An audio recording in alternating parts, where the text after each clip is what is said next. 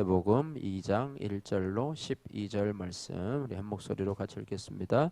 헤로드 왕 때에 예수께서 유대 베들레헴에서 나심에 동방으로부터 박사들이 예루살렘에 이르러 말하되 유대인의 왕으로 나시니가 어디 계시냐? 우리가 동방에서 그의 별을 보고 그에게 경배하러 왔노라 하니 헤로드 왕과 온 예루살렘이 듣고 소동한지라. 왕이 모든 대제사장과 백성의 서기관들을 모아 그리스도가 어디서 나겠느냐 물으니 이르되 유대 베들레헴이오니 이는 선지자로 이렇게 기록된 바 또 유대 땅 베들레헴아 너는 유대 고을 중에서 가장 작지 아니하도다. 내게서 한 다스리는 자가 나와서 내 백성 이스라엘의 목자가 되리라 하였음이니이다. 이에 헤롯이 가만히 박사들을 불러 별이 나타난 때를 자세히 묻고 베들레헴으로 보내며 이르되 가서 아기에 대하여 자세히 알아보고 찾거든 내게 고하여 나도 가서 그에게 경배하게 하라. 박사들이 왕의 말을 듣고 갈새 동방에서 보던 그 별이 문득 앞서 인도하여 가다가 아기 있는 곳 위에 머물러 서 있는지라. 그들이 별을 보고 매우 크게 기뻐하고 기뻐하더라. 집에 들어가 아기와 그의 어머니 마리아가 함께 있는 것을 보고 엎드려 아기께 경배하고 보배압을 열어 황금과 유향과 모략을 예물로 드리니라. 그들은 꿈에 헤로데게로 돌아가지 말라 지시하심을 받아 다른 길로 고국에 돌아가니라. 아멘. 할렐루야. 오늘 마태복음 2장 1절에서 12절 말씀을 통해서 참된 인생의 목적이라고 하는 제목으로 같이 말씀을 나누기를 원합니다. 오늘 본문 말씀을 간단히 살펴보면은요, 이 헤로드 왕 때에 예수께서 유대의 베들레헴에서 태어나십니다. 그때의 동방의 박사들이 별을 보고 예수를 경배하러 찾아오죠. 그 당시 동방의 박사라고 하면은요, 이 지혜자 혹은 현자 혹은 당시 점성술, 해몽, 또 경전 연구, 또 지혜를 추구하고 마술들을 행하는 사람들을 일컬어서 박사들이라 이렇게 이야기를 했습니다. 헤로드 왕은 이 가만히 박사들을 불러서 아기 예수를 찾거든 자신에게도 좀 알려달라 이렇게 말을 하고 박사들은 아기 예수를 찾아가서 황금과 유향과 모략을 예물로 드리며 경배한 후에 헤롯에게로 돌아가지 않고 원래 왔던 그런 고국으로 돌아가게 된다는 내용이 오늘 본문의 말씀입니다. 오늘 본문 1절에 보니까 예수님은 이미 구약에서 예언한 것처럼 유대 지역에 있던 베들레헴에서 탄생을 하시죠.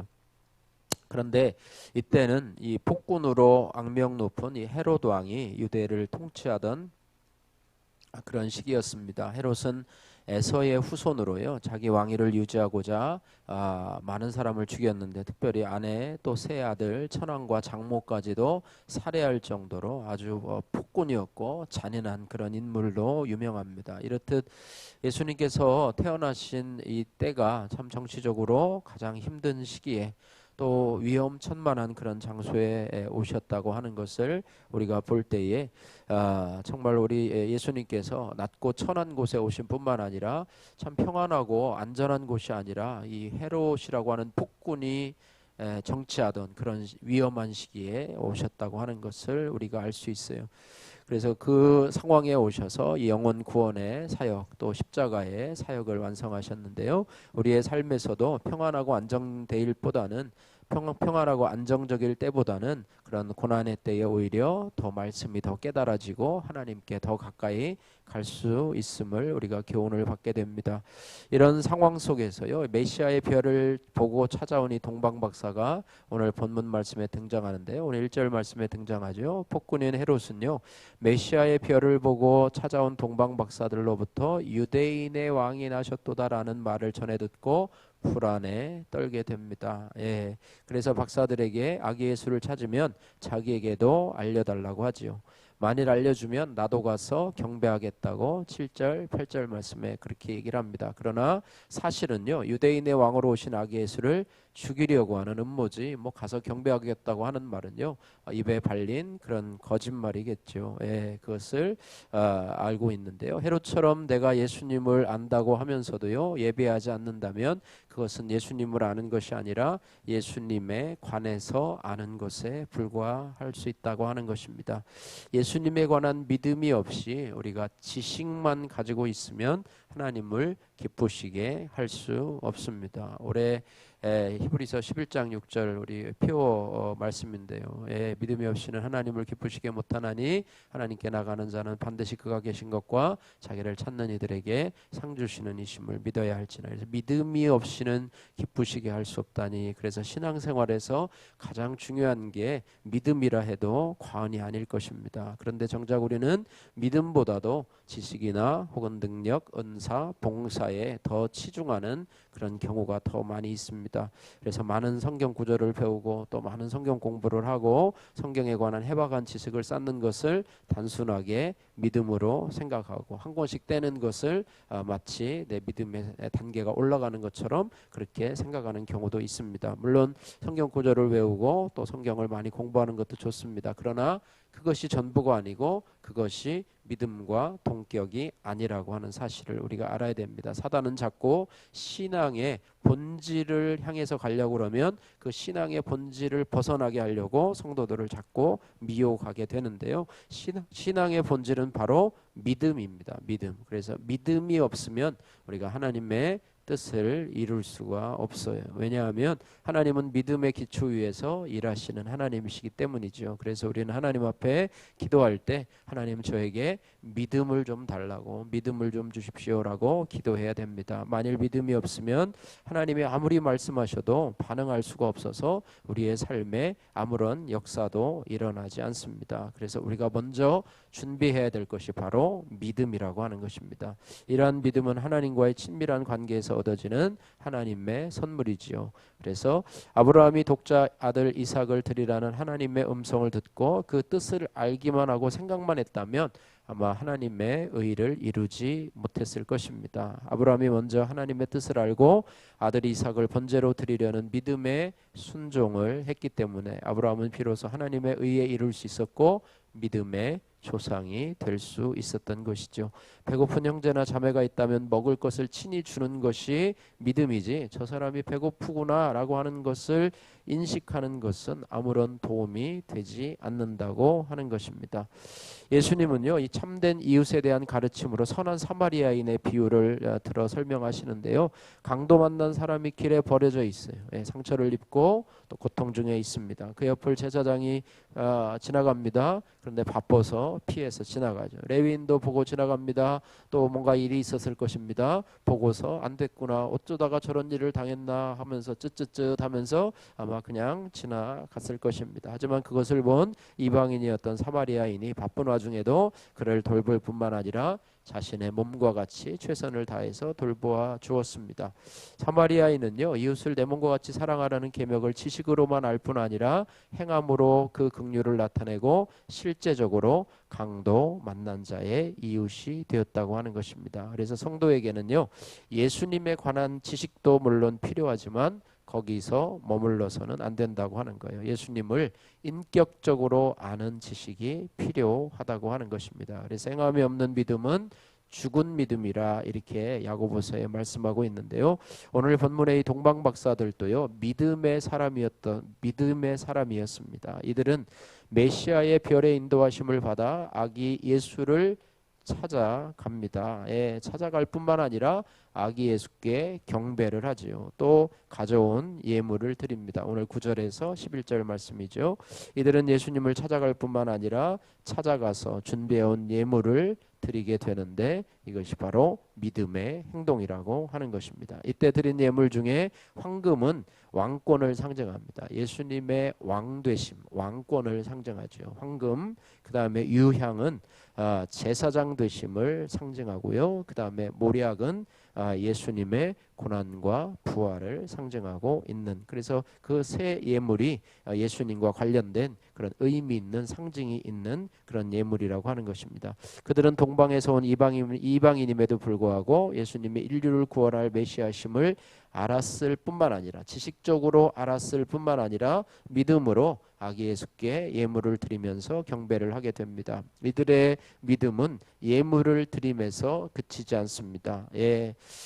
이들은 돌아가는 길에 만일 우리 같았으면 아마 고민이 되었을 것입니다. 헤로드 왕이 자기에게 부탁을 했잖아요. 그죠? 아기 예수를 찾으면 나에게도 좀 알려줘서 그 장소를 좀 알려줘서 나도 좀 아기 예수를 경배하게 하라 했는데 이들은 아마 헤롯의 모습에 대해서 알았을 거예요. 그 말이 진실이 아니고 이 거짓말임을 알았을 것이고, 또 하나는 오늘 마지막 절 말씀에 12절 말씀에 보니까 그들은 꿈에 헤롯에게로 돌아가지 말라 지시하심을 받아 다른 길로, 그러니까 지시하심을 받고 자기 생각대로 하지 아니하고 순종하면서, 지시하심을 받은 대로 헤롯에게로 돌아가지 않고 고국으로 돌아가니라. 만약에 자기 생각대로 헤롯에게 들어갔으면 예수님 어떻게 됐겠습니까?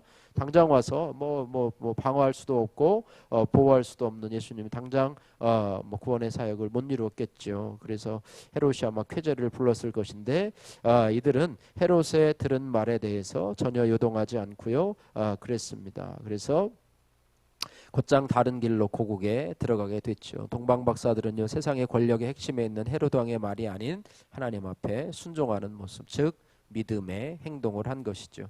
참 믿음은요, 예수님만 경배하는 것입니다. 참 믿음은 예수님만 높여드리는 것입니다. 예수님만 경배하는 것이 우리의 참 인생의 목적이 되어야 될 줄로 믿습니다. 그렇지 못할 때 헤롯의 유혹과 또 세상의 음모에 사단의 유혹에 넘어갈 수밖에 없는 것이 우리 인생이라고 하는 거예요. 그래서 우리는 이 땅을 살아가면서 예수님만 바라보는 삶을 살아가야 합니다. 이것이 바로 우리 성도들의 인생의 참 목적이 되어야 될 줄로 믿습니다. 사람은 무엇을 쳐다보고 사느냐에 따라서 그 인생이 결정되는데요, 땅을 쳐다보고 사는 자는 땅의 것으로 살 것이고, 하늘을 쳐다보고 살아가는 사람들은 하늘의 것으로 살 것입니다. 이 영적인 문제니까 여러분 잘 이해하시기를 바라고요. 우리는 참 인생을 살아가려면 하나님을 생각하고 하나님을 바라보면서 살아가야 됩니다. 히브리서 12장 2절 말씀에 믿음의 주요 온전케 하시는 이인 예수를 바라보자.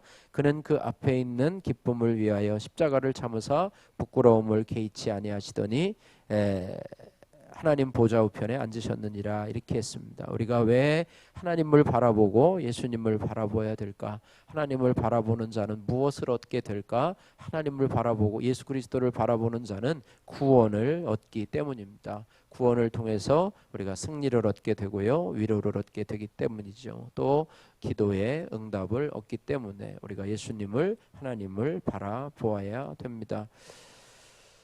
미가서 7장 7절 말씀에 오직 나는 여호와를 우러러 보며 나를 구원하시는 하나님을 바라보나니 나의 하나님이 내게 귀를 기울이시리로다. 이사야서 40장 31절 오직 여호와를 앙망하는 자는 새 힘을 얻으리니 독수리 날개치며 올라감 같을 것이요 다른 박질하여도 곤비치 아니하겠고 걸어가도 피곤치 아니하리로다. 할렐루야. 구원은 하나님께 있습니다. 그래서 고난 중에 다른 것을 바라보는 것은 아무런 도움이 되지 않습니다. 또한 우리는 무엇을 바라보아야 되냐? 말씀이신 하나님을 바라보아야 합니다. 요한복음 1장 1절 말씀에 태초에 말씀이 계시니라. 이 말씀이 하나님과 함께 계셨으니 이 말씀은 곧 하나님이시니라. 이렇게 말씀하고 있습니다. 그러므로 말씀을 묵상하고 또 말씀을 소유하고 또 말씀 속에 거하시는 하나님과 동행할 때 우리의 삶은 결코 실패하지 않는 것입니다. 올 한 해 매일매일 여러분 말씀 속에서 살아가시는 성도님들 되시기를 바랍니다. 시편 1편 2절 말씀에 오직 여호와의 율법을 즐거워하여 그의 율법을 주야로 묵상하는 자가 복 있는 자라. 이렇게 말씀하고 있습니다.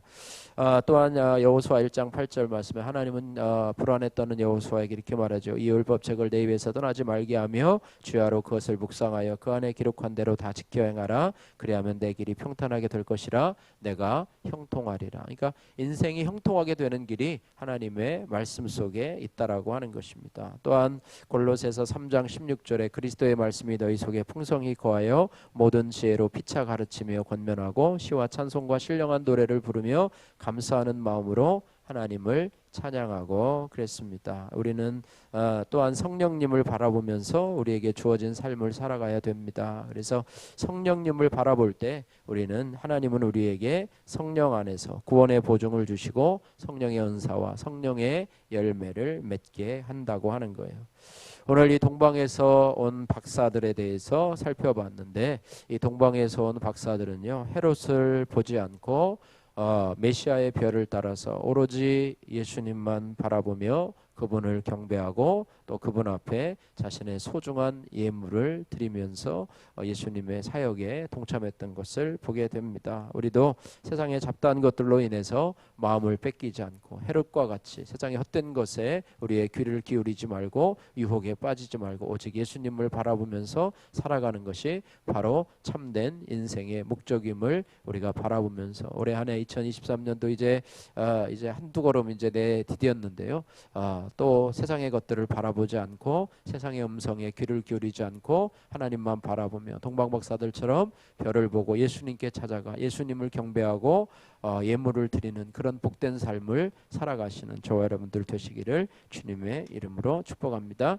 기도하겠습니다. 사랑의 하나님 아버지 감사합니다. 동방박사들처럼 하나님 그들은 비록 이방인이지만은 아버지 메시아의 별을 보고 찾아와서 하나님 예수님께 경배하고 또 예수님께 예물을 드리면서 하나님 헤롯의 그 유혹의 말을 듣지 아니하고 하나님의 말을 듣고 곧장 고국으로 돌아가는 그런 하나님께 쓰임받는 믿음의 사람들로 살아가게 되는 것을 보게 됩니다. 이제 2023년도 1월 이제 3일인데 하나님 또 이것도 금방 지나가고 1월도 2월도 또 금방 봄이 올 텐데 우리가 하루하루를 말씀으로 살아가게 하시고 예수 그리스도 믿음의 주여 온전케 하시는 예수 그리스도를 바라보면서 하나님 아버지 말씀과 동행하면서 성령 충만함으로 성령의 인도함을 쫓아 살아가는 저희들 되게 하여 주시고 특별히 아버지 하나님의 우리의 지식뿐만 아니라 온전한 믿음으로 행함으로 순종하는 저희들 될 수 있도록 은혜 베풀어 주옵소서. 예수님 거룩하신 이름으로 기도드립니다. 아멘.